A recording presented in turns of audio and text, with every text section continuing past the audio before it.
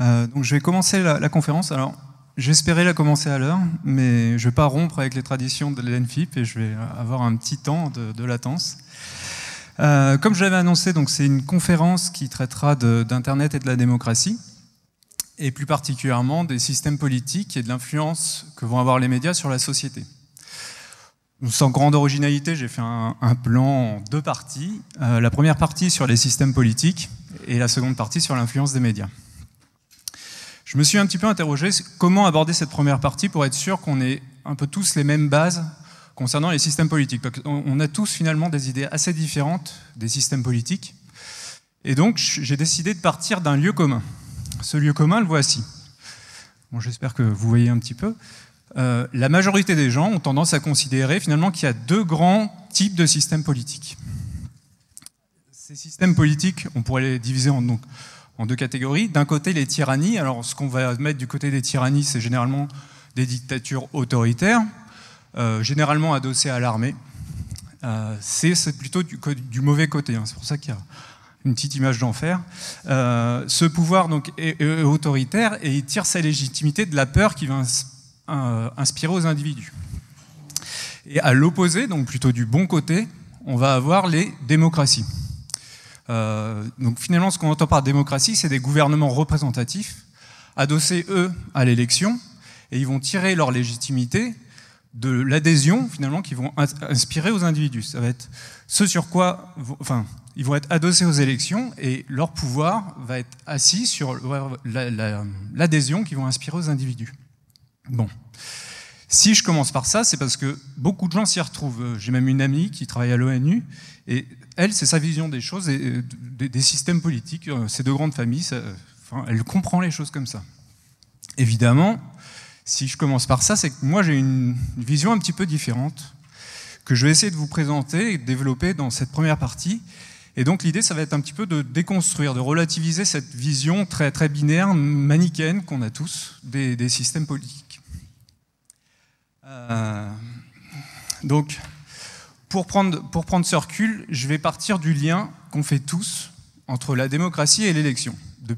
Depuis qu'on est tout petit, dans notre système éducatif, on nous apprend que l'élection c'est la démocratie, que la démocratie c'est l'élection, bref, c'est un automatisme. Et même dans les médias, c'est repris, élection, démocratie, démocratie, élection. Alors, voilà, moi je suis pas tout à fait d'accord, je pense que le lien entre l'élection et la démocratie, il n'est pas tout à fait exact. Alors, peut-être que vous allez penser que je suis fou, que je suis bon enfermé. Alors, je ne suis pas fou. Enfin, peut-être que je suis fou, je ne suis pas le plus objectif finalement. Mais en tout cas, je ne suis pas le seul à avoir cette idée que l'élection et la démocratie, c'est des choses qui sont radicalement différentes. Les autres personnes qui ont ce type d'idées, on peut les citer. Il y a par exemple des grands philosophes comme Aristote, Spinoza, Montesquieu, Rousseau. Ces penseurs faisaient clairement une distinction entre l'élection et la démocratie. Alors que nous, dans nos automatismes, on a tendance à faire un lien systématique entre les deux. Alors, rassurez-vous, on a tous eu une journée de cours difficile. Enfin, la plupart d'entre nous ont eu une journée de cours chargée. Je ne vais pas vous citer le traité politique de Spinoza pour illustrer mes propos, parce que je pense qu'à cette heure-là, ça sera un peu compliqué pour tout le monde. Donc, je vais faire quelque chose de beaucoup plus simple pour expliquer la raison pour laquelle, selon moi, l'élection et la démocratie, et selon ces personnes aussi, et beaucoup de gens, l'élection et la démocratie, ça n'a rien à voir. Pour illustrer ça, je vais revenir à l'étymologie, au sens originel finalement des mots. Le mot démocratie, justement, vient donc ça vient de la Grèce antique, avec le mot démos, qui veut dire le peuple, et le mot kratos, qui veut dire le pouvoir. Donc, la démocratie, ça signifie le pouvoir détenu et exercé par le peuple. Dans la même veine, on en connaît d'autres, des mots comme ça, il y a aristocratie. Aristoi, en grec, c'est les meilleurs, l'excellence. Donc, aristocratie, c'est le pouvoir détenu et exercé par les meilleurs. Bon, on peut citer également monarchie, donc mono, un, arco, donc c'est un synonyme de kratos, c'est le fait de commander. Donc, la monarchie, c'est le pouvoir détenu et exercé par un seul. L'oligarchie, dans la même veine, le pouvoir détenu et exercé par un petit nombre. Et on peut parler d'un mot qu'on connaît assez mal, c'est le mot plutocratie. Plutocratie, c'est intéressant. Plutos, c'était la divinité de la richesse dans la Grèce antique, et c'est le pouvoir détenu et exercé par les plus riches.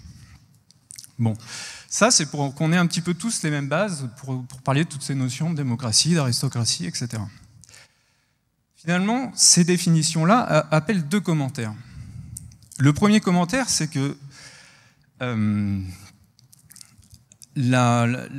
c'est au sujet de l'élection, justement. L'élection, en fait, c'est un processus politique qui consiste à désigner les meilleurs pour exercer le pouvoir. C'est ça qu'on fait. Quand on fait une élection, on désigne le meilleur maire parmi une liste, le meilleur député, le meilleur président de la République pour exercer le pouvoir. Donc, en faisant cette élection, on alimente un système qui consiste à désigner les meilleurs pour exercer le pouvoir, et que tous les 5 ans, on désigne à nouveau les meilleurs pour exercer le pouvoir. Donc fondamentalement, notre système de gouvernement représentatif, dans ses modalités de fonctionnement, c'est beaucoup plus une aristocratie élective qu'une démocratie représentative, comme on l'entend souvent qualifier. Donc ça, c'est le premier commentaire, et ça explique notamment pourquoi nos philosophes du début, là, Aristote et toute la bande, avait tendance à qualifier, à dire que la démocratie et l'élection, ça n'avait rien à voir. Ça, c'est le premier commentaire que je voulais faire au niveau du lien manifestement inexact entre l'élection et la démocratie. Le second commentaire qu'on peut faire, c'est que, au fond, quand on prend du recul, la démocratie, l'aristocratie, c'est fondamentalement impossible. Parce que on ne peut pas imaginer un système politique dans lequel tous les pouvoirs seraient détenus à tout moment et à tout endroit, en toutes circonstances, par le peuple. Il faudrait que le peuple soit derrière les généraux, les magistrats, les législateurs. Derrière chaque décision de chaque préfecture, c'est impensable, c'est irréaliste. Pareil pour l'aristocratie. L'aristocratie, les meilleurs ne sont pas les meilleurs à tout moment et à tout sujet. Les meilleurs pour moi, c'est certainement différent des meilleurs pour vous. Donc, c'est des choses qui ne sont pas atteignables. Ce sont des idéaux, en fait. Idéal ou idéaux, d'ailleurs. Au pluriel, on peut dire les deux, j'ai vérifié. Donc, finalement, ces mots qui nous servent à désigner, à exprimer les systèmes politiques, ce sont des idéals. Alors maintenant, ce qui serait intéressant, parce qu'on ne peut pas vraiment qualifier notre système politique de démocratie, vu que c'est un idéal, un idéal, par définition, on ne peut jamais l'atteindre. Ce serait de prendre deux de ces idéals totalement opposés, à savoir la monarchie et la démocratie. La monarchie qui serait le système politique dans lequel le pouvoir politique serait extrêmement centralisé, concentré, alors que la démocratie, ce serait l'inverse, un système politique dans lequel le pouvoir politique serait totalement déconcentré.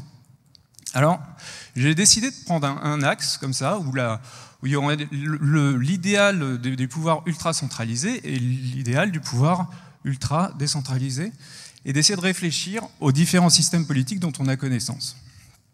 Bon. On va partir du pouvoir politique le plus centralisé qu'on connaisse. Bon. Il y a les monarchies absolues, ou par exemple les dictatures fascistes et communistes, par exemple. C'est ce qu'on a fait le plus centralisé dans l'histoire.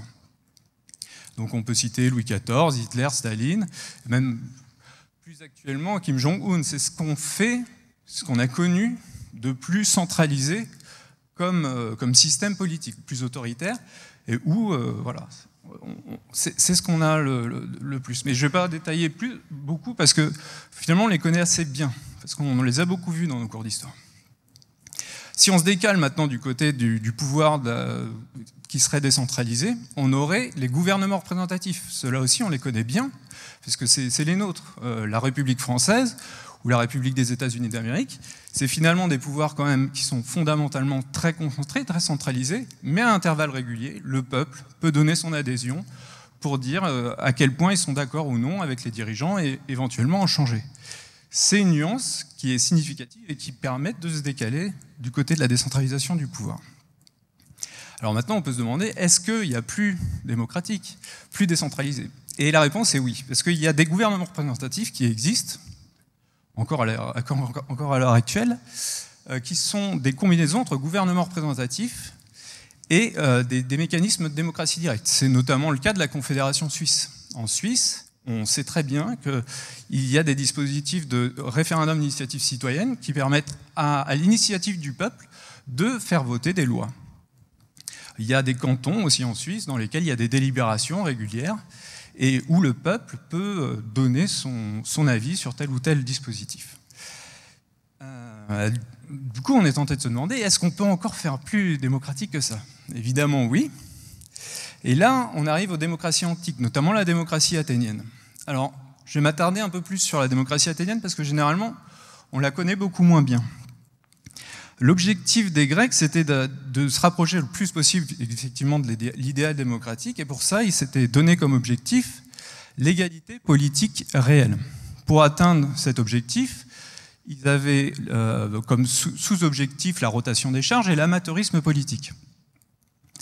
Pour atteindre ces deux objectifs de rotation des charges et d'amateurisme politique, ils s'étaient dotés d'un mandat court, non cumulable et non renouvelable. C'était leur mode de fonctionnement. Et également, pour désigner les représentants, ils s'appuyaient peu sur l'élection. Ça leur arrivait, pour les généraux ou les magistrats, des postes où il y avait des compétences spécifiques à avoir. Mais pour l'essentiel, les modes de désignation des représentants, c'était le tirage au sort. Le tirage au sort qui permettait de choisir un échantillon et d'avoir vraiment des gens qui seraient, une fois dans leur vie, amenés à exercer des responsabilités politiques, notamment pour préparer les lois. Donc il y avait le droit de parole pour tous, qui était l'iségoria, qui était fondamental au niveau de la démocratie. Pour eux, c'était quasiment plus important de pouvoir prendre la parole devant toute l'Assemblée que d'être en démocratie. C'était aussi important, en tout cas. Et pour être sûr que le tirage au sort n'ait pas de dérive, il était encadré par énormément de dispositifs, enfin tous les mandats d'ailleurs, tous les mandats de représentation étaient encadrés de dispositifs. Donc, pour être tiré au sort, il fallait être volontaire. Et il y avait également des examens qui s'appelaient la docimasie, c'était pour tester l'intégrité morale des individus. En cours de mandat, il y avait des mécanismes qui permettaient de révoquer les élus si jamais il y avait des comportements qui étaient considérés à l'époque comme négatifs. Donc, ça permettait d'extraire des élus qui ne convenaient pas au peuple, en fait. Et à la fin des mandats, on avait ce qu'on appelait la reddition des comptes, c'est-à-dire que les représentants étaient soumis à une commission, et cette commission jugeait des fautes, éventuellement, des erreurs qui avaient pu être commises pendant les mandats. Et cette reddition des comptes pouvait conduire à une mise en accusation publique qui pouvait être assortie de sanctions considérables, c'est-à-dire l'exil, par exemple, ou des condamnations à des fortes amendes. Donc tout ça, c'était des mécanismes qui permettaient d'encadrer la désignation et la gestion des représentants politiques. Bon, je ne vais pas m'étendre plus, mais ça donne déjà une bonne vision de la chose. Alors, est-ce qu'on peut faire plus démocratique que les inventeurs de la démocratie? On pourrait croire que c'est difficile, et pourtant, la forme la plus proche de la démocratie pure, c'est-à-dire du pouvoir décentralisé pur, c'est probablement ce que j'appellerais les démocraties primitives. C'est-à-dire qu'on a des témoignages dans les tribus, enfin c'est des anthropologues qui ont fait des études, et qui ont constaté qu'en termes de fonctionnement, notamment dans les Wendat, c'est des Amérindiens, les villages Dogon, ça c'est des tribus maliennes, on a des fonctionnements qui sont extrêmement démocratiques, dans le sens où tout le monde peut délibérer, et les décisions sont prises par consensus. En termes de démocratie, il y a une cohésion collective qu'on ne peut pas atteindre, qui est inatteignable dans des grandes sociétés, en fait, parce que on va pas se mentir, c'est quand même beaucoup plus facile d'être d'accord quand on est 50 ou 60 que quand on est 50 ou 60 millions. Hein. Donc le fonctionnement par consensus est atteignable, mais il y a aussi une condition de taille. Mais malgré tout, c'est quand même intéressant de relativiser, parce qu'on a l'impression d'être au point culminant de la démocratie, et de se dire que c'est des communautés primitives qui ont finalement quasiment la palme, ça permet de relativiser un petit peu. Alors, il y a un petit commentaire qu'il faut faire ici, malgré tout. On pourrait se dire, alors quand tout le monde nous dit qu'on est en démocratie, on nous ment, peut-être. Peut-être que les gens qui nous racontent ça, c'est des menteurs. C'est plus compliqué que ça, parce que comme on l'a dit, la démocratie, c'est un idéal. Alors, ce qui permet à certaines personnes de dire qu'on est en démocratie, c'est parce qu'ils se comparent aux dictatures et aux monarchies. Finalement, si effectivement on se compare à Staline, oui, on est plus proche de l'idéal démocratique, c'est incontestable. C'est incontestable, parce qu'on a l'élection. Par contre, si on se compare à la Confédération suisse, ben on est plus loin de l'idéal démocratique, on est moins une démocratie par rapport à la Suisse. Et alors si on se compare à la démocratie athénienne, alors là on est très très loin du compte. Donc ça c'était le commentaire qu'il faut faire derrière ça. Donc ça permet de prendre un premier recul par rapport au système politique, qu'on soit un petit peu tous sur la même longueur d'onde, qu'on ait suffisamment de recul, et un recul anthropologique, pour après comprendre l'influence des médias sur les systèmes politiques. Alors, je vais attaquer maintenant la deuxième partie. Et sur l'influence des médias, je regarde, oh ça va, j'ai fait presque trop vite. Alors, malgré tout, j'ouvre une porte par rapport, parce que je suis allé vite, parce que je voulais pas perdre trop de temps. Sur les communautés primitives, j'ai des témoignages, donc au moment des questions-réponses, si vous voulez avoir des anecdotes ou des illustrations de comment ça peut se passer dans les communautés primitives, et pourquoi je me permets de dire qu'à ce moment-là, ils ont un fonctionnement démocratique extrêmement pur, enfin relativement pur par rapport à d'autres systèmes. J'ai des exemples, ça permettra d'illustrer un petit peu. Alors, passons donc à la seconde partie sur l'influence des médias.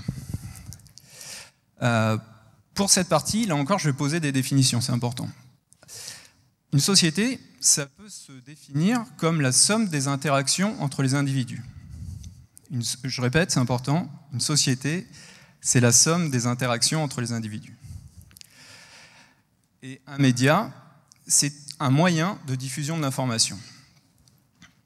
Un média, c'est un moyen de diffusion de l'information. Il y a une chose très simple qu'on peut déduire simplement de ces deux définitions, c'est que si on change le média d'une société, on change la société dans ses fondamentaux, dans sa structure. Si on change le moyen de diffusion de l'information, on change les interactions entre les individus. C'est d'une logique implacable. Et ça, c'est extrêmement important parce que des changements, des mutations de médias de fond, finalement, à l'échelle de l'humanité, on en a eu assez peu. On en a eu 4 ou 5, plutôt 4 même. Et c'est ça que je vais essayer de balayer avec vous pour voir quel type de médias conduit à quel type de société et quel type de système politique. Pour essayer de comprendre cette histoire des médias, j'ai essayé de concevoir un petit graphique qui va nous accompagner jusqu'à la fin, avec sur l'axe des ordonnées le niveau d'usage de médias. Le niveau d'usage du média, c'est assez simple, c'est qui a accès à ce média et qui en a la maîtrise. Donc plus la maîtrise est forte, plus le média sera positionné haut sur ce petit diagramme. J'illustre pas plus parce que ça c'est assez intuitif. Par contre, la variété des canaux du média, c'est pas quelque chose de facile. Je vais prendre des exemples. En réalité, plus il y aura une diversité de canaux de diffusion au sein d'un média, plus il sera fort, et moins il y aura de variété de canaux de diffusion, plus ce sera faible. Le média le plus horizontal qu'on peut citer, c'est le langage oral. Le langage oral, si vous prenez 60 millions de personnes, que ces 60 millions de personnes se mettent à dialoguer les unes avec les autres, il y a 30 millions de canaux de diffusion potentiels. Donc c'est un média qui est très fort en termes de variété des canaux de diffusion.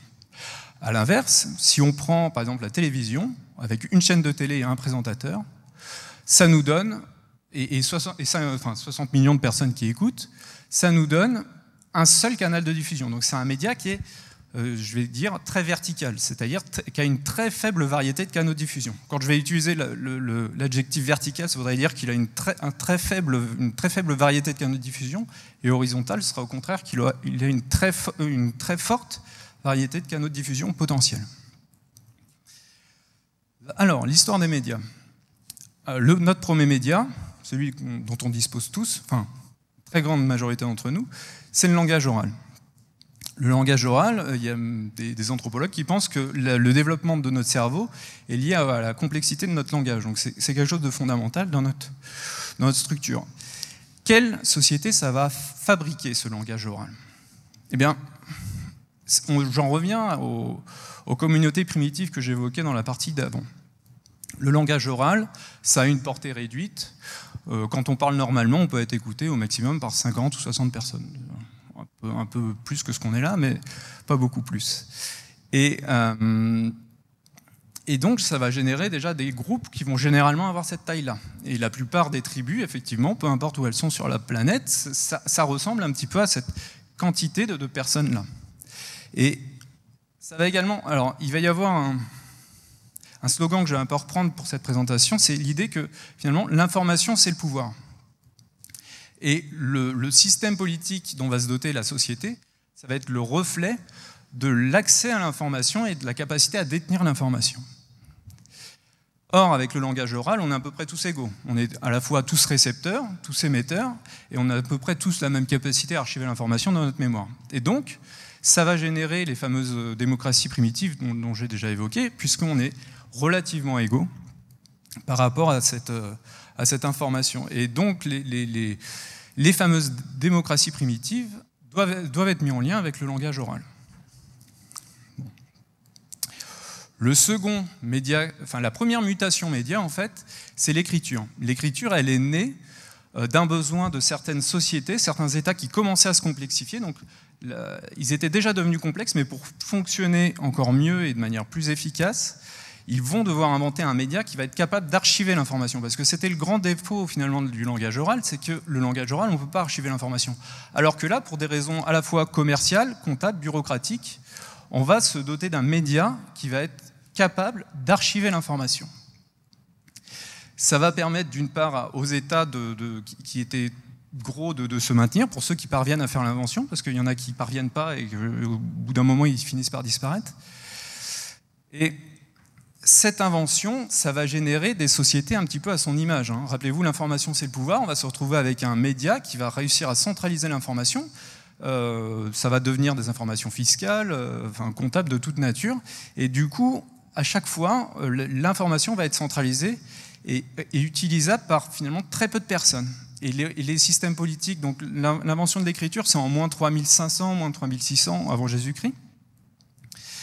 Et les systèmes politiques que ça va générer, ça va être des systèmes politiques, si on prend un peu de recul, qui vont toujours être centralisés. Ça va être par exemple des seigneurs qui vont avoir un fief, qui vont être assujettis à des rois, eux-mêmes qui vont être assujettis à des empereurs, ou parfois les seigneurs s'appelleront gouverneurs, mais pour l'essentiel de ces systèmes politiques, ils seront extrêmement centralisés. Et ce sera à l'image de ce média, à l'image de l'accès à l'information qui sera capté par quelques-uns. Donc ça, c'est pour la première mutation média et l'influence que ça va avoir sur les sociétés et sur les systèmes politiques. Ce média va entretenir les systèmes politiques extrêmement centralisés.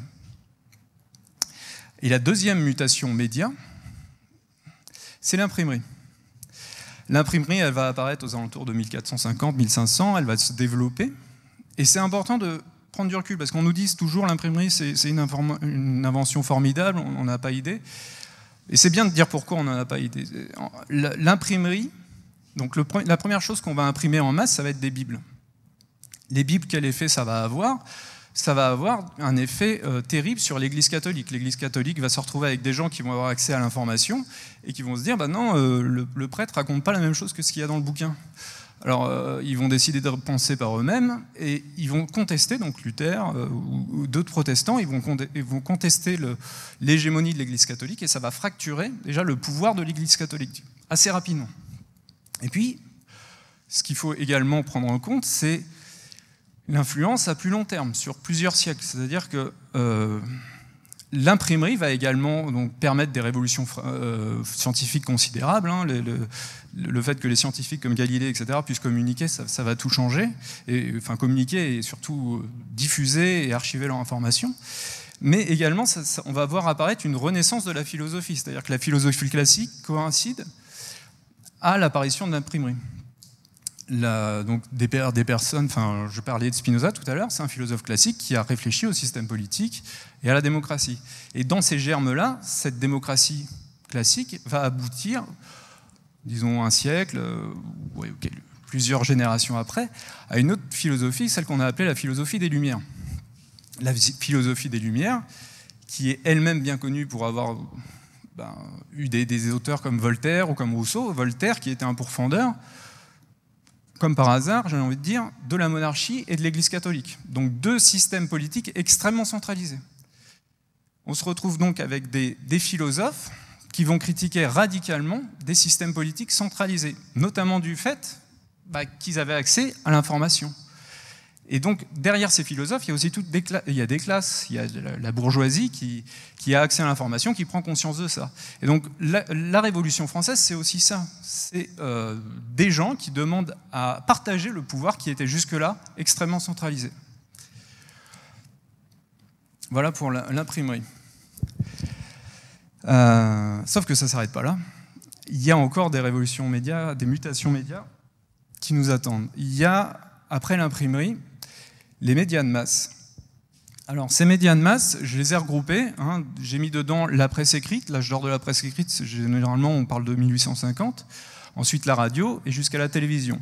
Je les ai regroupés ensemble parce que finalement, ils ont un peu les mêmes caractéristiques.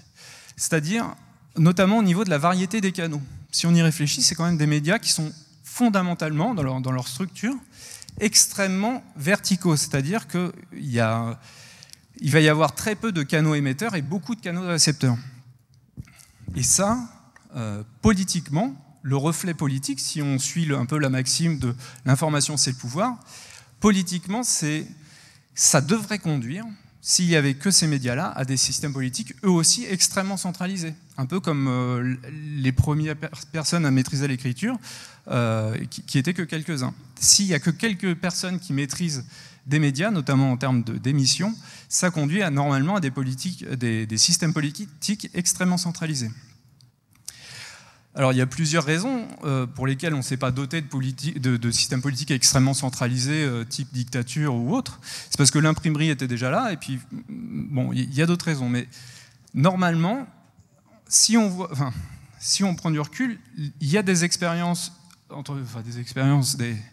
des phénomènes dictatoriaux qui apparaissent au début du XXe siècle, et c'est intéressant de les mettre en parallèle avec ces médias de masse, d'après moi, parce que leur structure favorise ce type de système politique. Après, malgré tout, ce type de système politique ont été balayés par la diversité que permettaient les gouvernements représentatifs. Et l'imprimerie permettait de contrebalancer l'influence de ces médias de masse. J'arrive maintenant, donc, voilà, pour les médias de masse, ce qu'on peut en dire. J'arrive maintenant à la première mutation média en date, à savoir Internet. Alors, Internet, il est un petit peu particulier, ce média, puisque dans sa structure, c'est un média qui devrait être extrêmement horizontal. C'est-à-dire que Internet, c'est un réseau avec plein de points qui communiquent les uns avec les autres. C'est jamais les mêmes. Donc, logiquement, on devrait l'avoir totalement à droite en termes d'horizontalité. Sauf que j'ai choisi de ne pas le positionner complètement à droite, parce que c'est aussi le reflet des médias d'avant et des médias de masse. Parce que sur Internet, il y a encore beaucoup de gens, et c'est tant mieux, qui vont consulter ces fameux médias de masse, qui vont consulter TF1, qui vont consulter Le Monde, Le Figaro, etc. Donc, c'est un média qui est un petit peu à mi-chemin, Internet, parce que d'un côté, il va avoir des fonctionnements extrêmement horizontal, chez certaines personnes. Des personnes vont utiliser Internet pour diffuser et capter l'information uniquement par l'intermédiaire des réseaux sociaux. Donc ils vont avoir une approche extrêmement et un usage d'Internet extrêmement horizontal, et d'autres personnes qui vont utiliser Internet que pour aller consulter les médias de masse traditionnels. Donc c'est un petit peu un média qui est entre les deux, Internet. Mais ce qui est intéressant, c'est de prendre du recul sur l'évolution d'Internet, parce que il y a de fortes chances pour qu'Internet, malgré tout, se déplace de plus en plus vers une forme d'horizontalité. On voit bien que les gens qui vont consulter les médias de masse, c'est plutôt des gens qui sont le reflet du monde d'avant et qui ont, malgré tout, un certain âge. La génération Z, la génération des milléniaux, c'est ceux qui sont encore plus jeunes que nous, ont tendance à utiliser Internet uniquement ou essentiellement à travers les réseaux sociaux. Ils vont s'informer essentiellement à travers les réseaux sociaux. Donc ils vont avoir un usage très horizontal d'Internet. La seconde remarque qu'on peut faire, c'est que les gens commencent à comparer et à avoir un rapport actif à l'information. Parce que avec les médias de masse, il faut bien avoir conscience qu'on est passif face à l'information. On reçoit l'information et c'est toujours unilatéral. On ne peut pas répondre aux présentateurs télé, malheureusement. Et du coup, les gens qui consultaient et qui utilisaient les médias de masse avaient un rapport passif, alors qu'avec Internet, on n'a plus de rapport passif à l'information, et même on est obligé d'avoir un rapport actif à l'information, parce qu'on entend tous beaucoup parler des fake news, les informations ne sont pas toujours vraies ou justes, et Internet oblige à recouper, à croiser les informations si on ne veut pas passer pour un idiot, tout simplement. Hein. Le meilleur moyen d'éviter de diffuser des fake news, c'est de croiser les informations les unes avec les autres de différents médias pour être sûr d'être au plus proche de la vérité et enfin, voilà. Donc c'est l'évolution d'Internet, c'est-à-dire que plus Internet va vieillir et va progresser. Alors là, au niveau d'usage, je l'ai mis un peu en dessous des médias de masse parce qu'en termes de couverture, Internet, aujourd'hui, c'est 85% de la population qui a un accès à Internet. Donc c'est encore moins fort que les médias de masse. La télévision, il me semble que c'était 97% des gens qui avaient la télévision chez eux. Donc c'est encore en dessous. Et puis en termes d'usage de l'information et de crédibilité de l'information, Internet, il faut reconnaître que c'est encore en dessous. Alors, mais probablement, avec le temps, le niveau d'usage va continuer à progresser. Et donc, comme je le disais, ça va s'horizontaliser. D'une part parce que les générations vont évoluer et que les gens vont mûrir en termes d'usage de l'information. Alors ce qui est intéressant de se demander, c'est, alors si les médias de masse perdent petit à petit de l'influence parce que les gens vont utiliser Internet, parce que Internet permet aussi d'avoir accès aux médias de masse, donc on peut imaginer que les médias de masse vont perdre un peu de leur influence, et Internet va continuer à gagner de l'influence. Quel serait le système politique, vu ce qu'on a vu avant? Quel serait le système politique avec un média extrêmement horizontal qui offre une capacité d'émettre l'information de manière identique à tous les individus, une capacité de recevoir l'information identique à tous les individus et une capacité de l'archiver identique? Eh bien, je n'ai pas la réponse, évidemment, hein, je suis là simplement pour vous poser des questions, je ne suis pas médium, mais on peut imaginer que ce serait un système politique qui serait, lui, beaucoup plus horizontal et décentralisé, et donc démocratique, d'une certaine manière. Et c'est là-dessus, un petit peu, que je vais conclure, c'est que Internet, c'est pas partisan, j'essaye simplement de prendre du recul sur les choses, va certainement conduire à un système politique plus décentralisé, mais ça va se faire potentiellement à l'échelle de plusieurs générations, peut-être même plusieurs siècles, hein, parce qu'entre le moment où on a inventé l'imprimerie et le moment où on a eu la Révolution française, il s'est passé 2-3 siècles, donc c'est à une échelle historique, même anthropologique, là, qu'on se place. Mais malgré tout, pour en revenir à l'actualité, on a vu, donc là il y a les gilets jaunes, hein, ça manifeste, et parmi les revendications des gilets jaunes, on a cette idée de référendum d'initiative citoyenne qui est un dispositif démocratique. Et c'est pas, pour moi, c'est plutôt un symptôme de cette pression sociale très forte qui va s'exercer sur les institutions politiques, puisque la société va mécaniquement, progressivement, faire pression sur les institutions politiques pour avoir un régime qui soit le reflet du fonctionnement social et le reflet de l'accès à l'information. C'est quelque chose qui est terriblement mécanique et c'est difficilement, enfin, qui va générer une énorme pression. Je ne sais pas comment elle sera gérée, parce que face à une pression comme ça, on peut accepter le changement, l'encourager, le manœuvrer de manière correcte, ou alors on peut un peu se cambrer et rester dans ses positions. Mais plus on se cambre, plus on a des révolutions violentes, et ça, c'est quelque chose à prendre en compte. J'ai été assez vite. J'espère que je n'ai pas oublié trop de choses. Il est 5h30. Oui. Simplement, au niveau... Oui, je vais vous laisser poser des questions pour qu'on ait le temps d'échanger, parce que vu que le sujet est très large, vous avez potentiellement beaucoup de questions. Simplement, vu que le sujet est très large, j'aimerais qu'on reste le plus possible dans le sujet. Quand vous aurez des questions sur ces thématiques-là. Voilà. Je vous remercie. J'ai un micro.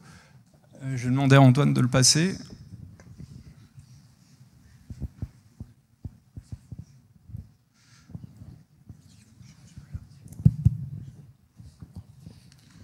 C'est bon ? Est-ce que vous avez des questions ? Donc, sachant qu'il y a la porte ouverte, si vraiment ça vous a intéressé, je peux vous donner effectivement les exemples ou les anecdotes. Tu as vu la dame là ? Non, je vais pas. J'ai les anecdotes sur le fonctionnement des démocraties primitives, si vous voulez, je pourrais. Oui, alors merci pour ta démonstration. Par contre, on reste un petit peu sur notre fin. On aimerait un développement, davantage de développement, et notamment sur l'influence des médias sur les systèmes politiques. On voit qu'il y a des interactions, hein, ça va dans les deux sens. Les médias influencent le système politique, mais les systèmes politiques influencent aussi les médias. Et est-ce que tu peux en dire davantage là-dessus? Alors, ce que je peux dire quand même, c'est qu'effectivement, là, j'ai une présentation où on pourrait croire que les médias sont déterminants dans les systèmes politiques. Il faut bien prendre en compte aussi d'autres facteurs. Je ne vous prétendrai pas être monomaniaque. Par exemple, au niveau on a vu qu'il y avait des sociétés qui étaient devenues des États sans l'aide de médias. C'est-à-dire que les sociétés sont d'abord devenues des États et des sociétés relativement complexes avant d'avoir inventé l'écriture. Donc, il y a manifestement d'autres facteurs. Les facteurs qui, pour moi, paraissent prédominants également, ça va être la compétition économique et militaire.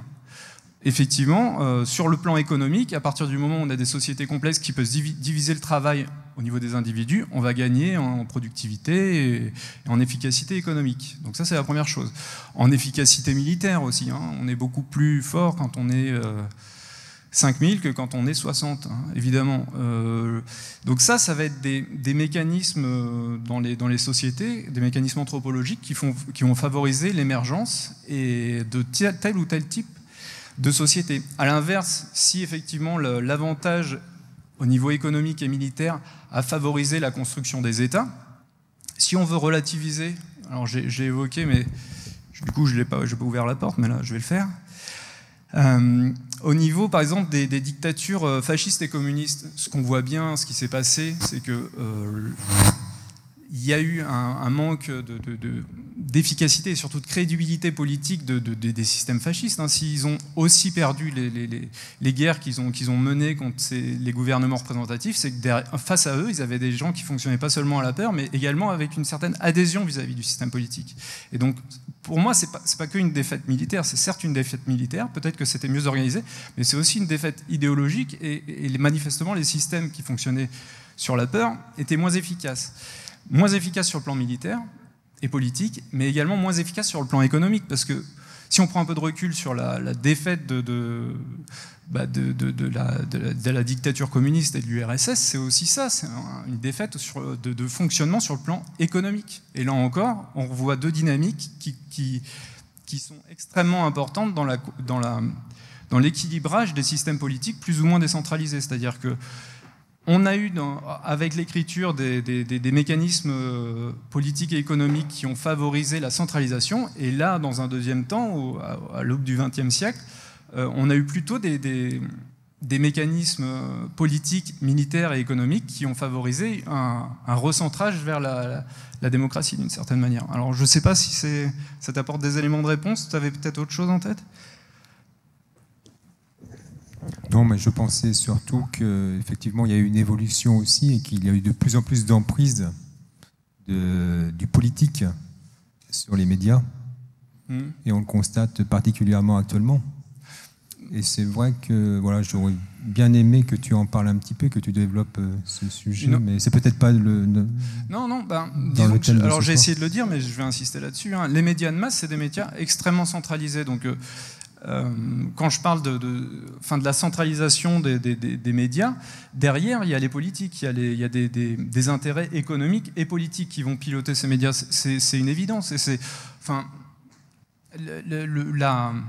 la crispation qu'on ressent sur le plan des médias actuellement, c'est aussi un pouvoir politique qui se replie sur le pouvoir sur lequel il a la main, à savoir les médias de masse. S'ils ne peuvent pas faire ça avec Internet, c'est parce qu'ils n'ont plus vraiment la main et que plus ils vont sentir cette pression qui va s'exercer de la part de la société civile qui va vouloir plus d'accès au pouvoir politique et d'égalité politique, plus eux, ils vont se crisper sur leurs outils d'avant et ils vont le faire de manière importante. Après, je veux dire, la télévision a toujours été extrêmement centralisée. Hein. La RTBF avec le général de Gaulle, on n'avait pas son mot à dire et c'était encore plus visible et plus clair que ça. Donc, est-ce que c'est vraiment une évolution fondamentale ? Je ne sais pas. peut-être pas tant que ça.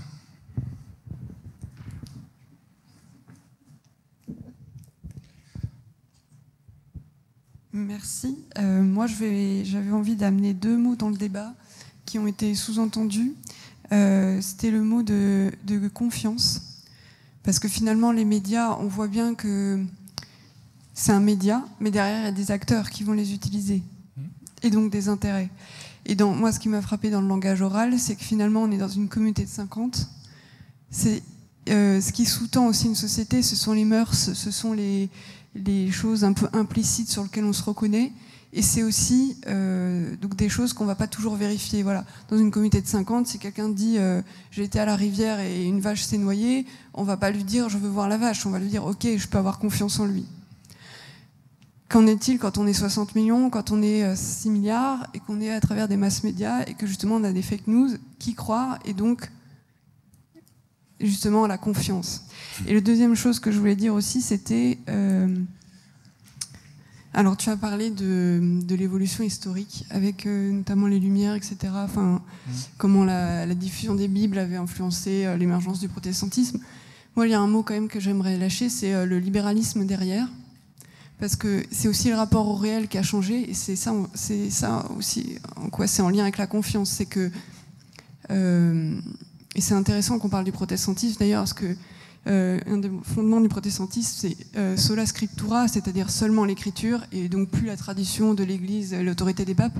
Mais dans l'écriture, il n'est pas marqué qu'il faut se baser que sur l'écrit. C'est là, il y a une contradiction, et du coup, on se dit, quel est le rapport au réel au bout d'un moment sur le libéralisme, là je vais essayer d'être un peu plus clair, mais c'est assez marrant clair, quand on introduit cette notion de libéralisme, c'est-à-dire la triomphe de l'intérêt personnel finalement, c'est-à-dire qu'avant il y avait une espèce de notion sur laquelle tout le monde se retrouvait, qu'il y avait un intérêt commun et que le roi servait l'intérêt commun et que finalement il fallait suivre le roi.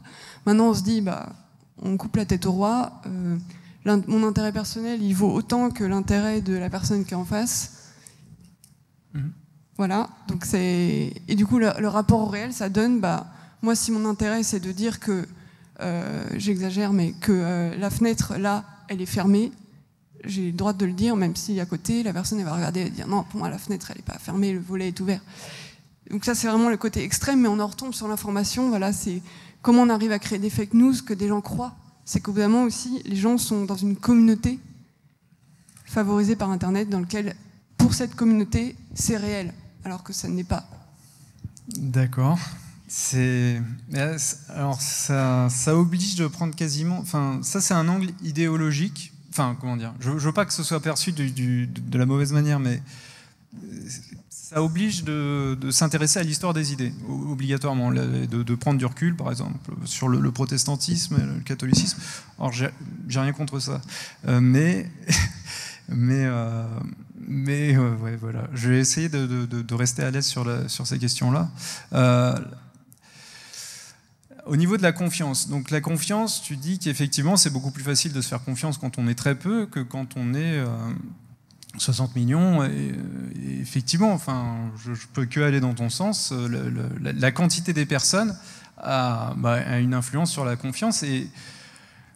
Mais c'est même plus large que ça, c'est-à-dire qu'on s'aperçoit que les stratégies communautaires, c'est-à-dire de groupes d'individus qui ont des intérêts à s'allier au sein d'une société, en fait c'est plus la différence entre ce que c'est une communauté et ce que c'est une société. Une communauté, on a quasiment tout en commun et on a des idées qui sont quasiment identiques les uns aux autres et on n'a aucune raison de se mentir. Dès lors qu'on va passer le stade de la société, qu'on va avoir des rapports politiques, c'est-à-dire des rapports de conflit d'intérêts avec les uns et les autres, forcément, la confiance va s'éroder. Et plus la communauté, enfin la société va s'élargir, plus il va y avoir une vaste diversité de communautés, plus la confiance va s'éroder. Et j'ai envie de dire, c'est même pas une question de médias, c'est plutôt une question de taille assez basique, en fait. Plus la communauté de référence est large, plus les rivalités et les problèmes de confiance vont être marqués. Voilà ce que je peux dire sur la confiance. Après, le problème sur le protestantisme et le catholicisme, je ne vais pas rentrer dans ce que dit la Bible, l'intérêt sur les Écritures. Simplement, effectivement, on est passé d'une société qui était encadré par l'Église catholique. Et il y a eu un point de rupture qu'on peut constater avec la Révolution française et les droits de l'homme. J'ai l'impression que malgré tout, on est passé d'une société qui était relativement structurée par le catholicisme et par la croyance en Dieu, comme tu l'as évoqué, à une société qui s'est dit non, là on nous a vendu le bonheur après la mort, on n'en veut plus, c'est plus notre truc, c'est plus crédible, on va passer au bonheur ici et maintenant. Et du coup, ça a donné la Déclaration des droits de l'homme, c'est-à-dire le bonheur des individus, ici et maintenant, et c'est tout. Les droits de l'homme, c'est pas le droit et les devoirs de l'homme, non, c'est les droits de l'homme. Donc, simplement une perspective de droit, et les devoirs, ils passent un peu à l'as. Et les devoirs, c'est aussi un devoir vis-à-vis de Dieu, on peut voir, ou par rapport à l'humanité, ou par rapport à sa communauté. Et quand les devoirs, la notion de devoir s'éclipse, sur le plan idéologique, mais aussi sur le plan politique, parce que derrière l'idéologie, il y a la culture des vertus, etc. Quand on ne cultive plus les vertus et que la seule vertu et la seule recherche qu'on va avoir, ça va être la jouissance, ça va être le bonheur individuel, et on se retrouve avec des sociétés qui sont extrêmement différentes. Alors je ne sais pas si je reste dans le champ de ta question, j'espère. En tout cas, c'est les éléments de réponse que je pouvais apporter. Est-ce qu'il y a quelqu'un d'autre qui aurait une question ?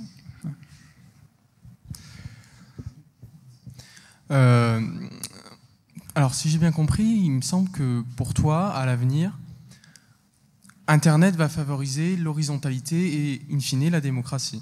On est d'accord là, à peu près, dans l'idée. À long terme, oui. Mais ça suppose donc qu'il y ait une régulation dans les rapports. Moi, justement, je me dis, est-ce que c'est pas plutôt, de façon un peu perverse, mais plutôt favoriser soit la verticalité, soit le chaos. Alors, je m'explique. On a vu que là, depuis l'essor des réseaux sociaux, il y a eu notamment la présidentielle aux États-Unis, on a eu les fake news, et les gens, pour un certain nombre, ne remettaient pas en question ces informations, d'autres, au contraire, comme tu l'as dit tout à l'heure, ils essayaient de recouper. Mais finalement, ça crée une défiance rien que vis-à-vis des informations qui passent sur le réseau Internet. Donc ça crée de nouveau une défiance par rapport à cette relation horizontale qui pourrait être créée sur Internet. C'est-à-dire que là, on va avoir peur du chaos et on préférera avoir un retour à la verticalité avec les médias de masse plus classiques. Ouais. Ce que tu décris, c'est très vrai, effectivement. Moi, je le vois comme un premier temps, parce qu'effectivement, les fake news, on va avoir tendance à penser que c'est essentiellement sur Internet qu'on va les trouver, et du coup, il va y avoir un mouvement de reflux, de méfiance en faveur des médias de masse, et du coup, dans un premier temps, d'après moi, c'est pas définitif, les gens vont se réorienter vers les médias de masse. Après, pour moi, c'est quelque chose de positif, parce que au niveau de la citoyenneté, avoir de la méfiance vis-à-vis des informations, c'est aussi avoir de la méfiance vis-à-vis de ceux qui diffusent d'informations, et moi, je trouve ça plutôt quelque chose de sain, bizarrement, politiquement, avoir une méfiance relative vis-à-vis des représentants, parce que quand on revient au système politique grec, ce qui faisait qu'il y avait autant de contrôle des représentants politiques, c'est qu'il y avait une énorme méfiance, en fait. Si on voulait pouvoir les révoquer, être sûr que ce soit dans des mandats courts révocables, etc., ils avaient une conscience que le pouvoir politique corrompt. Et cette conscience-là, ce qui permet d'avoir cette conscience que le pouvoir politique corrompt, c'est d'avoir une méfiance de base vis-à-vis effectivement des individus. Après, c'est terrible, effectivement, la confiance n'est plus là, mais la confiance n'est plus là parce qu'on a des sociétés qui sont colossales. Alors oui, il va y avoir ce mouvement-là, mais je pense que ce qui va générer ce qui va faire que le reflux est temporaire, c'est qu'on va s'apercevoir que finalement, les fake news, certes, on les trouve sur les réseaux, sur Internet, mais généralement, les fake news sur Internet, elles vont être générées par les mêmes sites, et progressivement, les gens qui vont avoir un usage horizontal d'Internet, en allant sur tel ou tel blog spécialisé, ils vont s'apercevoir que les blogs qui racontent des choses plutôt fiables à 95%, c'est pas les mêmes que ceux qui racontent des choses fiables à 30%. Et du coup, ils vont sélectionner, il va y avoir une espèce de darwinisme des informations et de la diffusion de l'information au sein des blogs et de la communauté des blogs. Moi, je le vois comme ça. Et il va y avoir aussi une conscience des utilisateurs d'Internet que les fake news, pour l'essentiel, pour la moitié, c'est pas que Internet. Moi, la dernière fake news que j'ai en tête, c'est Jean-Michel Apathy qui a parlé de je sais pas quoi, d'un gilet jaune qui avait voté Marine Le Pen, bref. Il y a énormément de fake news qui viennent soit des médias de masse, de l'AFP, ou alors de RT, de la chaîne russe. C'est-à-dire qu'il y a une fraction, mais vraiment, pour moi, c'est au moins la moitié, des fake news qui sont diffusées par les médias de masse. Et donc, les gens qui vont avoir conscience que mais ça va être progressif, c'est-à-dire qu'il va falloir qu'ils prennent du recul, mais qui vont progressivement prendre conscience que généralement les médias de masse c'est vrai, mais il y a aussi un taux d'erreur qui est quasiment équivalente, sinon plus importante que dans certains blogs. Ça va rééquilibrer les choses, mais à voir. Enfin après c'est peut-être une vision politique. Je vois Romain qui se marre, peut-être que c'est pas du tout crédible ce que je raconte, mais moi, j'ai aussi vu des fake news relayées par l'AFP, et ça m'a déçu aussi. Et après, faut connaître les bons blogs aussi. Hein. Voilà. Bon, j'espère que j'ai donné les éléments de réponse.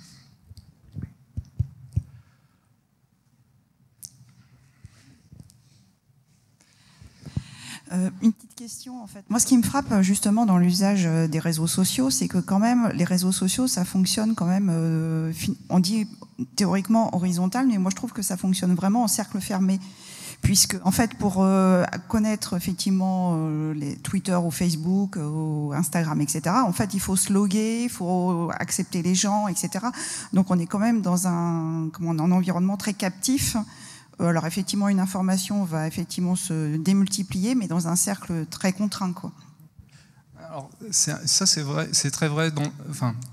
C'est vrai dans une certaine mesure, c'est-à-dire qu'effectivement on est sur une plateforme centralisée, et ça c'est un peu le reflet du monde d'avant où on a besoin d'être pris en charge par une plateforme qui nous dise comment communiquer sur Internet et qui nous mette en interaction les uns avec les autres. Et du coup effectivement il y a des plateformes qui sont centralisées et qui sont un peu le reflet de cette habitude centralisatrice qu'on avait, mais d'un autre côté, en termes de confort utilisateur, c'est beaucoup plus facile de se loguer et d'avoir un profil qui est déjà tout fait, où il faut juste rajouter 2-3 photos.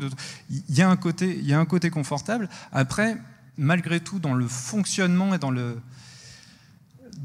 réseau social en tant que tel, c'est quand même quelque chose qui est fondamentalement horizontal. Certes, c'est une plateforme centralisée, donc qui est avec des gens qui sont captifs, mais quand vous avez quasiment, enfin, je ne sais pas qui a un compte Facebook, mais quand on est quasiment 90% ou 95% de la pièce à avoir un compte Facebook et à y poster globalement ce qu'on veut, je me suis jamais fait enlever des choses sur Facebook, on peut globalement poster ce qu'on veut et aller consulter les profils des autres, ça reste dans le fonctionnement au sein de cette plateforme centralisée relativement horizontale. Et donc rien que cette dynamique-là, en Tunisie, on a parlé de révolution Facebook, c'est parce que malgré tout, rien qu'avec cette dynamique-là et cette possibilité d'horizontalité-là, ça offre aux individus des capacités d'échange d'informations qui sont considérables, qu'ils n'avaient pas avant, et qui va générer des attentes au niveau politique qui vont elles aussi être extrêmement fortes à long terme. Et je vais m'arrêter là.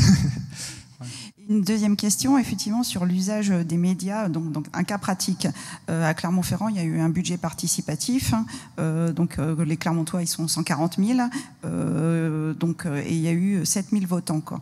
Et donc, dans l'environnement dans lequel j'évolue à titre privé, quoi, il y a plein de gens qui n'étaient pas au courant qu'il y avait un budget participatif, alors qu'effectivement, les réseaux sociaux avaient été, je dirais, alimentés.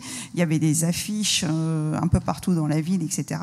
Et donc, en fait, il y avait quand même des gens qui étaient passés à travers en fait les mailles de cette information d'un média, alors peut-être centralisé puisqu'il descendait de la mairie. Après, il a été en horizontal avec les réseaux sociaux, et malgré tout, effectivement, les gens n'avaient pas l'info, quoi. C'est ça qui est il y a encore des endroits effectivement où l'information ne circule pas du tout, quoi. Elle ne circule pas, ou alors elle reste horizontale, parce que le principe de l'horizontalité, c'est que finalement, on va avoir l'audience qui est horizontale, c'est-à-dire que potentiellement, il y a finalement assez peu de gens qui vont nous écouter aussi.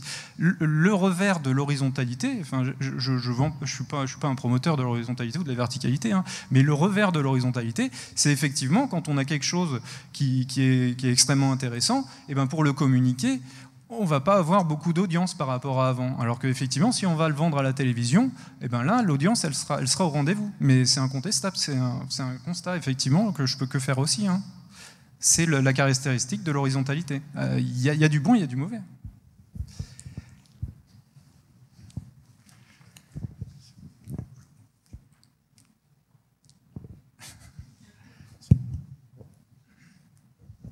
Moi, ce que je trouve intéressant aussi avec l'avènement du mass média, c'est l'agenda. C'est-à-dire que les médias nous parlent de choses sur lesquelles on n'a aucune prise. Et que le système politique ne suit pas. Et dans le je donne un exemple. Enfin, quand on va nous dire, par exemple, il y a eu un référendum là-dessus, mais on va nous parler de décisions qui vont impacter l'Union européenne. Bon, il faut avoir fait des études un petit peu pour comprendre qu'est-ce que c'est l'Union européenne, quel est l'enjeu, etc. Enfin, on se demande à un quidam, que penses-tu de la Constitution du traité de la Constitution pour l'Europe sur lequel on a voté en 2000. Bon, il va peut-être se dire, je ne sais pas, je n'ai pas lu le traité de 500 pages, je m'en suis remis à ce qui a été dit dans les médias ou à la personne en qui j'avais confiance, qui m'a dit qu'il fallait voter oui ou qu'il fallait voter non. Et je me dis, le référendum d'initiative citoyenne, on va toujours faire voter par l'ensemble de la communauté quelque chose qui va être amené par une minorité. Enfin, c'est un peu ça le système, quoi. Ouais. Et je me dis, enfin, ce qui se passe dans le système suisse, c'est qu'au bout d'un moment, il y a une lassitude aussi. C'est-à-dire qu'on est consulté sur des choses sur lesquelles on se dit, moi, je m'en fiche concrètement, qu'un tel fasse ci dans son canton ou qu'on autorise ça, voilà. Alors, c'est juste pour dire que dans un mass média, on nous provoque en nous disant, il faut que tu aies un avis sur telle question, sur telle question, sur telle question, alors que c'est loin de notre quotidien et que le système politique, c'est un système qui reste centralisé. Je continue à développer mon idée.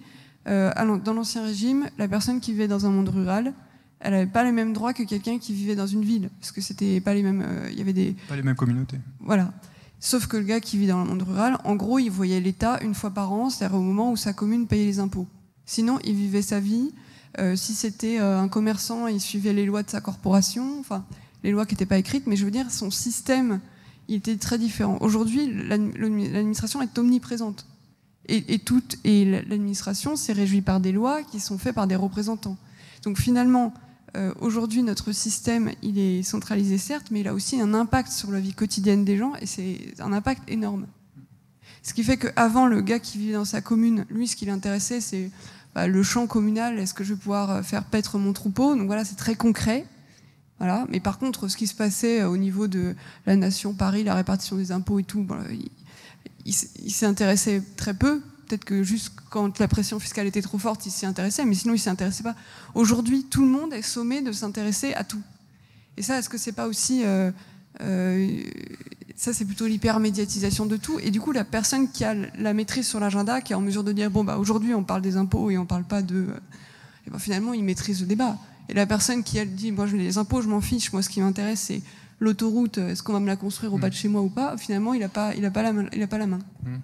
En fait, ce que tu décris, c'est aussi, enfin, surtout le symptôme de l'hypercentralisation politique, parce que finalement, si on prend du recul également sur la démocratie, on s'aperçoit que la démocratie, elle est généralement menée à l'échelon extrêmement local. C'est-à-dire ce que tu disais, hein, on a vu au Moyen-Âge, on a rarement conscience, mais les gens effectivement votaient pour leur moulin, etc., parce que c'était leur communauté, ça les intéressait, c'était direct. Et s'il y avait des assemblées de village qui permettaient de prendre des décisions relativement démocratiques, c'est parce que c'était une communauté qui était très proche. Et si le gouvernement représentatif suisse existe sous forme de confédération, c'est aussi qu'ils ont conscience que la démocratie, ça fonctionne essentiellement de manière locale et décentralisée, et que les politiques, enfin les décisions, la superstructure qui vont concerner les grandes décisions, la grande structure, ça va pas intéresser beaucoup de gens et ça va être extrêmement exigeant en termes de concentration. Hein. Alors la Constitution européenne a été vraiment, enfin la campagne. On peut se demander à quel point il y avait eu une campagne médiatique en faveur du oui. Du coup, est-ce que le débat était contradictoire? Parce que malgré tout, en Suisse, ce qu'il faut quand même dire, au niveau du fonctionnement des référendums d'initiative populaire, les décisions qui sont prises, c'est des décisions globales qui vont concerner l'ensemble du pays, qui ne vont pas concerner que quelques personnes. Et ce qui va précéder le référendum en tant que tel, il va y avoir un débat public et contradictoire sur plusieurs semaines. Donc, malgré tout, ils ont une culture du référendum qui leur permet sur plusieurs semaines de se faire un avis relativement hein, selon l'intérêt de chacun, mais relativement précis et nuancé en fonction effectivement de l'investissement qu'ils ont mis à s'intéresser à la thématique, hein, que ce soit le fait qu'on adosse le franc suisse à l'or ou en termes de la gestion des flux migratoires. Bref, ils se sont prononcés sur des questions comme ça. Et quand même, ça a été précédé d'un débat et ça s'appliquait vraiment à toute la Suisse. Donc, Alors oui, effectivement, la démocratie, c'est quelque chose qu'on pratique de manière plus volontiers au niveau local. Je peux connaître. Après, voilà, le référendum d'initiative populaire en matière de gestion d'un État ou même d'une confédération, c'est un outil qui me paraît quand même relativement intéressant et accessible quand il est bien mis en œuvre, avec les débats contradictoires qui vont.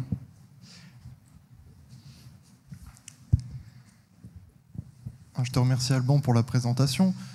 Oui, quand tu as dit que l'AFP colportait des informations erronées, bon, j'étais pas tout à fait d'accord avec toi. Simplement pour revenir sur le sujet démocratie et Internet, c'est-à-dire, pour faire plus simple, un système politique et Internet, je pense que dans chaque média, on peut trouver le meilleur comme le pire, surtout sur Internet. On va peut-être reprendre des exemples. La diffusion des idées révolutionnaires, la philosophie des Lumières, c'est faite par l'écrit essentiellement. Juste après, celui qui se réclamait le premier des révolutionnaires, Napoléon, utilise la presse, donc le système utilisé par les philosophes des Lumières, pour construire sa propre propagande, avec ses campagnes d'Italie et d'Égypte notamment, qui a duré durant tout son règne. Par la suite, on a eu la radio et la télévision qui auraient pu permettre une diffusion large de toutes les idées démocratiques au début du XXe siècle. En parallèle, on a Hitler qui utilise magistralement la radio et la télévision. Il a lié cela au grand meeting, notamment celui de Nuremberg, par exemple. Aujourd'hui, on est sur plutôt un modèle Internet, avec des réseaux sociaux qui sont accessibles à chacun. Le problème, c'est cela, c'est qu'ils sont accessibles à chacun. Et comme le disait Florie, tout le monde n'a pas les compétences pour s'exprimer sur tous les sujets. Or, aujourd'hui, chacun, et on le voit à l'heure actuelle, c'est une question d'actualité avec les gilets jaunes, des personnes dont on ignore tout, qui n'ont pas nécessairement les compétences requises pour s'exprimer sur des sujets, qui d'abord s'expriment sur Facebook, ensuite, par un buzz qu'on ne peut pas expliquer, sont relayés par plusieurs centaines, voire milliers de personnes, qui sont ensuite invitées dans les médias plus traditionnels, la télévision et la radio, la presse, et leurs idées ne sont pas forcément les meilleures. Pourtant, c'est celles que l'on voit tous les jours. Donc je pense que Internet peut apporter le meilleur comme le pire. Là où il faudrait peut-être établir le rôle d'un pouvoir important, c'est le quatrième pouvoir, c'est-à-dire les journalistes. Et là, c'est pour ça que je n'étais pas du tout d'accord avec toi au niveau de l'AFP, même si c'est une entité indépendante, mais qui dépend de l'État. Mais je pense que les journalistes indépendants ont leur rôle à jouer, notamment dans les médias traditionnels, presse écrite, télévision, radio, mais aussi et surtout sur Internet maintenant, parce que on voit bien le marché de la presse écrite s'effondre, la télévision, ça diminue fortement parce que, comme tu l'as précisé, les gens vont plutôt consulter Internet et ils s'informent sur les réseaux sociaux. Je pense que le rôle, et là où peut-être la conclusion qu'il faudrait en tirer, c'est rétablir la légitimité des journalistes et que les journalistes utilisent leur déontologie pour certifier une information et que cette information, donnée de manière indépendante, puisse refléter simplement la vérité. C'est le rôle du journaliste, c'est-à-dire refléter la réalité. Là, je te vois sourire parce que tu dois te dire un journaliste peut être acheté. C'est le cas de la presse écrite et des médias de masse qui dépendent d'hommes d'affaires ou de sociétés, d'entreprises privées. Pour certains, ils laissent complètement le conseil d'administration et le comité des journalistes travailler en toute autonomie.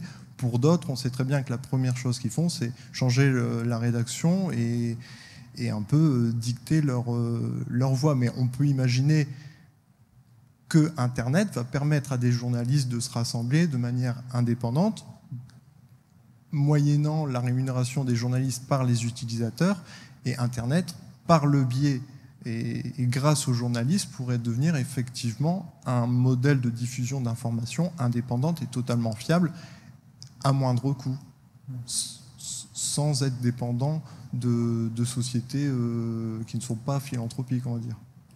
J'aurais dû prendre des notes parce que ton commentaire a appelé plein de commentaires intérieurs, c'est pour ça que j'ai changé de tête plusieurs fois. Non mais j'ai souri un moment parce qu'à un moment tu dis faudrait rétablir la légitimité des journalistes. Mais comment tu fais ça? Tu le décrètes, tu dis bon maintenant ils sont légitimes les journalistes, ça y est, hein, on rigole plus, on les écoute. Malheureusement la légitimité c'est pas quelque chose qui se décrète en fait, c'est quelque chose qui se conquiert ou qui se perd. Et si malgré tout, on fait le constat qu'il y a une perte de légitimité terrible des journalistes, c'est pas de ma faute, c'est pas forcément de la faute d'Internet, c'est aussi un peu de la leur. C'est-à-dire que simplement, des gens peuvent trouver sur Internet des informations contradictoires avec ce qu'ils racontent, et plus ils ont tendance à raconter... Parce que, effectivement, c'était simple, avant Internet, on pouvait raconter... un peu ce qu'on voulait, c'est-à-dire la vérité des médias de masse et de l'AFP, c'était la vérité, et puis point, puis on n'en parlait plus, et puis comme ça il n'y avait pas de problème de légitimité parce que de toute façon il n'y avait pas de contradiction. Là aujourd'hui on se retrouve avec la contradiction, enfin peut-être qu'on peut juger de la qualité de la contradiction, mais en tout cas elle est là. Du coup, effectivement, s'ils perdent de la légitimité, c'est parce qu'ils se retrouvent face à des contradictions et qui perdent cette légitimité. Et ce que tu disais au sujet des médias qui pourraient apparaître avec des journalistes légitimes, c'est un peu ce qu'on voit malgré tout avec Mediapart. Enfin, c'est quand même une entité journalistique qui relaye de l'information, qui se veut relativement indépendante. Puis il y a toujours des vieux... Enfin, c'est toujours intéressant quand même ce qu'on va trouver dans des journaux comme Le Canard enchaîné ou des choses comme ça, c'est-à-dire des choses qui n'hésitent pas à critiquer, mais fondamentalement, la légitimité se décrète pas. Et alors, tu as dit beaucoup de choses également au début, en disant que Napoléon avait utilisé le média, enfin, un média de l'impression pour favoriser sa propagande.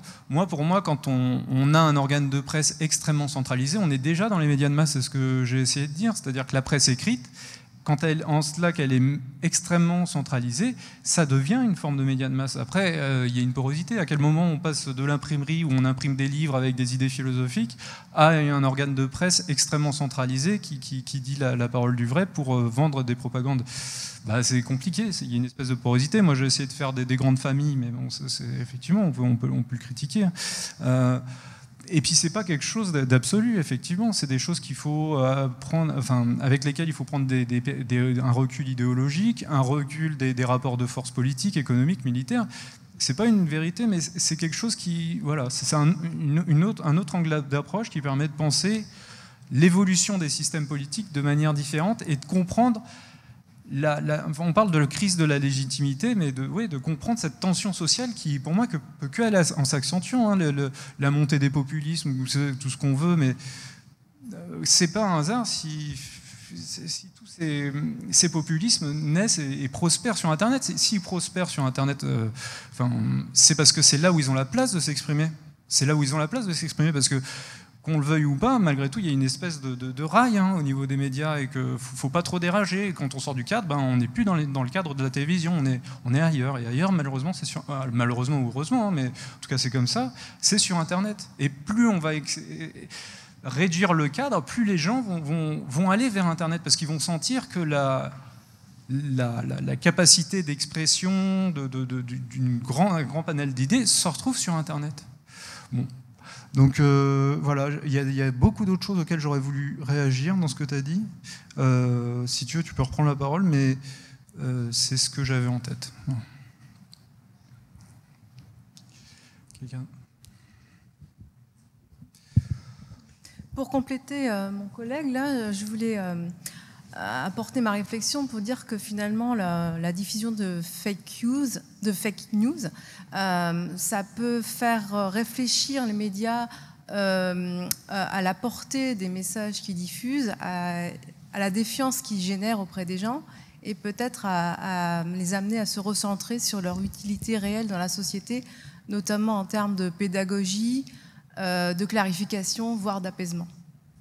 Alors ça, c'est un vœu pieux, et moi aussi, je l'ai, mais malheureusement, j'aimerais bien vraiment tout ça, mais quand on observe, on essaye de voir la réalité, malheureusement, je trouve pas que ça va dans ce sens-là. Globalement, j'ai pas l'impression que les médias gagnent en qualité. J'ai l'impression que la télévision, c'est terrible à dire, mais c'est un peu de pire en pire. La légitimité petite, qui disent pas plus de bêtises qu'avant, mais en tout cas, ça se voit plus. Alors du coup, en termes de qualité de l'information, ils prennent pas malheureusement cette voie-là. Mais j'aimerais bien avoir plus d'informations de qualité et une exigence vis-à-vis des faits et de la vérité qui soit beaucoup plus forte, effectivement.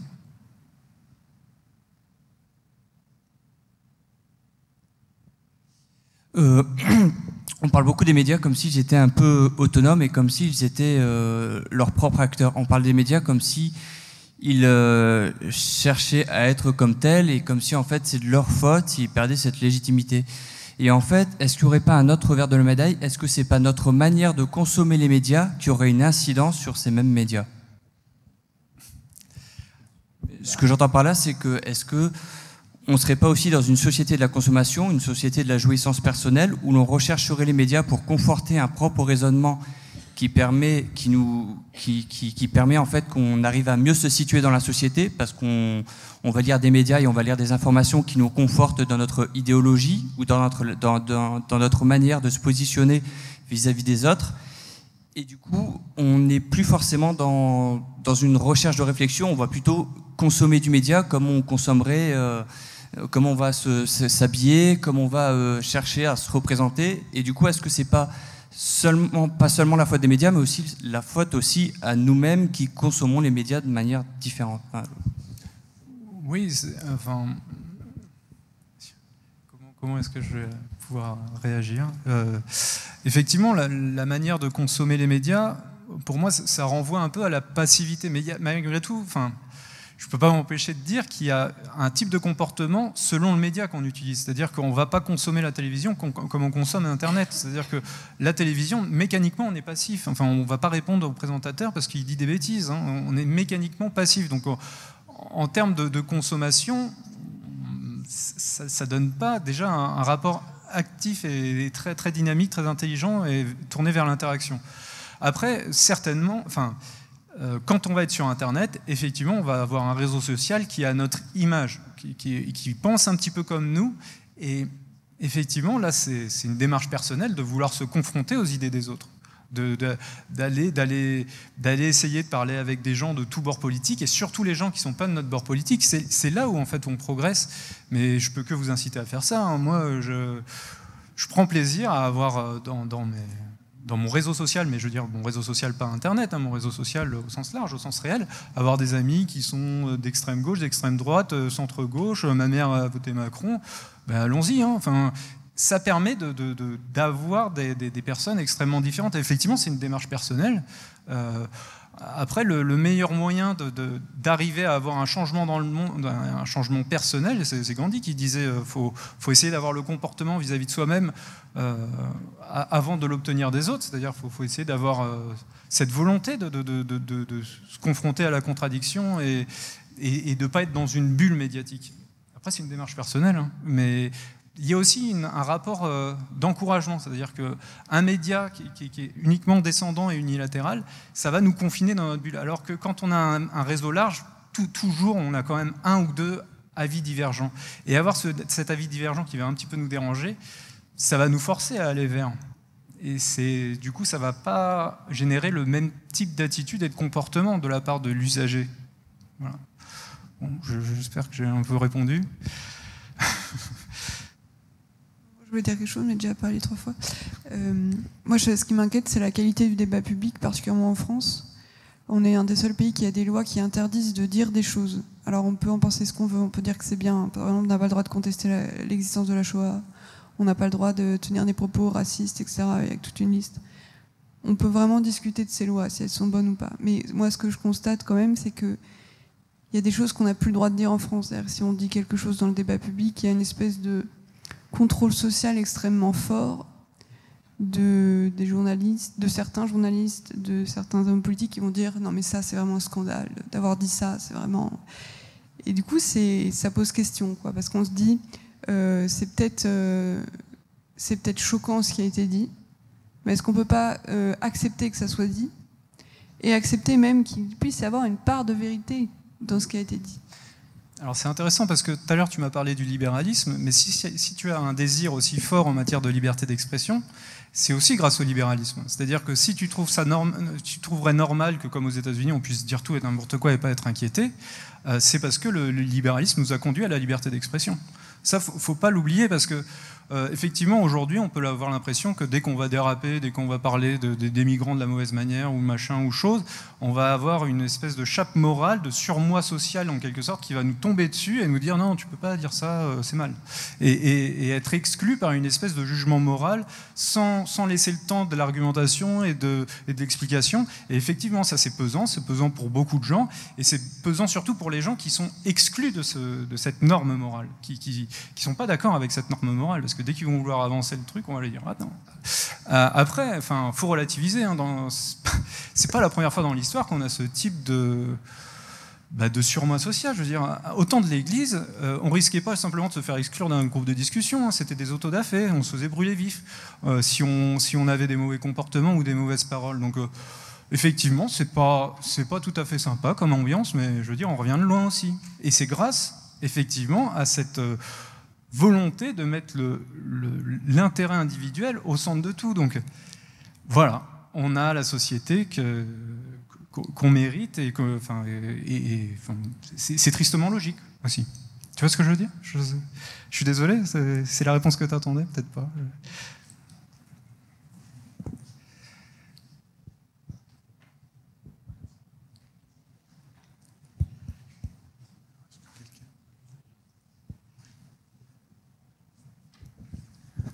Donc moi j'avais une petite question. Est-ce que l'intelligence artificielle peut changer la donne et peut d'ici quelques décennies bouleverser les institutions politiques ? Par exemple, il y a des sociétés privées comme les GAFA, donc Google, Amazon, Facebook et Apple, ou leur pendant en Chine. Ce sont des sociétés qui détiennent des milliards d'informations et qui pèsent des milliards d'euros aussi. Donc, est-ce que ce ne sont pas ces sociétés privées qui vont détenir le pouvoir politique dans un futur proche, sachant qu'aujourd'hui les États sont très endettés, que ces sociétés privées dégagent des milliards d'euros de bénéfices et on sait qu'il y a un lien très fort entre l'argent et le pouvoir aujourd'hui. Effectivement, enfin, oui, je ne peux pas dire que ce n'est pas inquiétant. Il y a la question des intelligences artificielles, il y a la question du transhumanisme, c'est-à-dire les gens qui peuvent améliorer leur corps. Il y a même des techno-religions qui apparaissent dans la Silicon Valley. Il y a beaucoup de choses qui changent, qui sont inquiétantes parce qu'elles vont remettre en cause notre manière de fonctionner et surtout même notre humanité, quoi. C'est-à-dire que on ne sait pas à quel point, dans quelques siècles, les modifications qu'on sera capable d'apporter à notre corps, c'est-à-dire est-ce qu'on va pouvoir prolonger la vie indéfiniment, est-ce qu'on va pouvoir s'optimiser incroyablement grâce à la technologie, est-ce qu'on va avoir des IA, des intelligences artificielles qui vont littéralement piloter nos vies et faire quasiment de nous des formes d'esclaves parce qu'elles nous domineront de manière incroyable sur le plan d'intelligence. On ne sait pas, c'est des vrais problèmes, c'est des vraies questions qui dépassent la question de la démocratie, mais c'est des sources d'inquiétude et se projeter dans ces mondes-là,